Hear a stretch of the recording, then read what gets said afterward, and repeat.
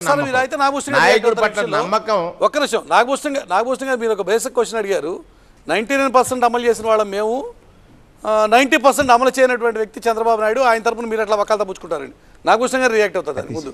నాగభూషణ్ గారు కాదు సార్, నేను అదే కదా ఇప్పుడు 12,000 రూపాయలు చేసింది మా నాయకుడు అన్నది 6,000 కదా వాళ్ళు వేణుగారి మాట. నేను కాదు 90% చేయండి చంద్రబాబు నాయుడు, ఆయన తరపున వకాలతా పుచ్చుకుంటారంటున్నారు. 99 అదే నేను చెప్తుంది. 99 ఏంటి సార్?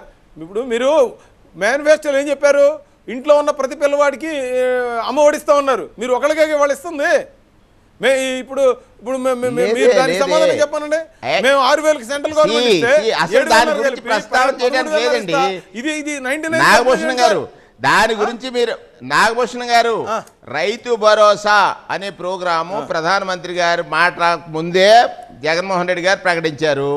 మీరు ప్రధానమంత్రి గారు కొంత దానికి యాడ్ అయిన సందర్భంలో దానికి పెంచి ఇచ్చినటువంటి పరిస్థితిని మనం గమనించాం కదా. అక్కడేమీ ఎస్కేప్ అయిపోయింది.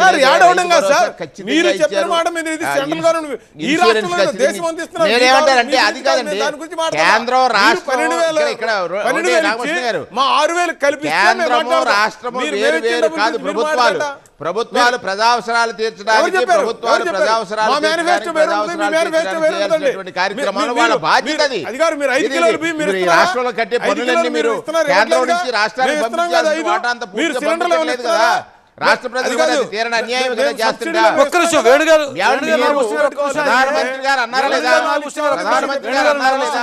చంద్రబాబు నాయుడు పోలవరాన్ని ఏటీఎం గా ఉపయోగించుకున్నాడు అన్నమాట. చంద్రబాబు నాయుడు గారు భవిష్యత్తు